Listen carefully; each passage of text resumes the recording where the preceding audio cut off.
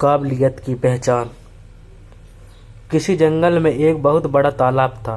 तालाब के पास एक बगीचा था जिसमें अनेक प्रकार के पेड़ पौधे लगे थे। दूर दूर से लोग वहां आते और बगीचे की तारीफ करते। गुलाब के पेड़ पर लगा पत्ता हर रोज लोगों को आते जाते और फूलों की तारीफ करते देखता।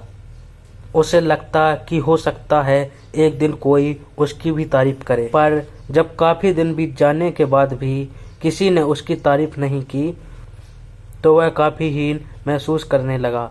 उसके अंदर तरह तरह के विचार आने लगे। सभी लोग गुलाब और अन्य फूलों की तारीफ करते नहीं थकते, पर मुझे कोई देखता तक नहीं।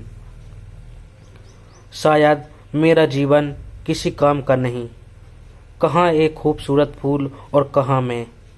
और ऐसे विचार सोचकर वो पत्ता काफी उदास रहने लगा। दिन यूं ही बीत रहे थे। एक दिन जंगल में बड़ी जोर जोर से हवा चलने लगी और देखते देखते उसने आंधी का रूप ले लिया। बगीचे के पेड़ पौधे तहस महस होने लगे। देखते देखते सभी फूल जमीन पर गिरकर निडाल हो गए। पत्ता भी अपनी शाखा से अलग हो गया और उड़ते उड़ते तालाब में जा गिरा।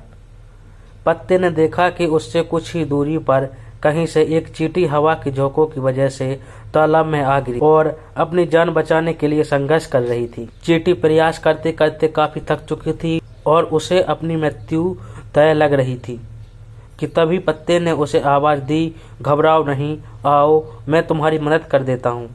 और ऐसा कहते हुए अपने ऊपर बैठा लिया। आंधी रुकते रुकते पत्ता तालाब के एक छोर पर पहुंच गया। चींटी किनारे पर पहुंचकर बहुत खुश हो गई और बोली, आपने आज मेरी जान बचाकर बहुत बड़ा उपकार किया है। सचमुच आप महान हैं।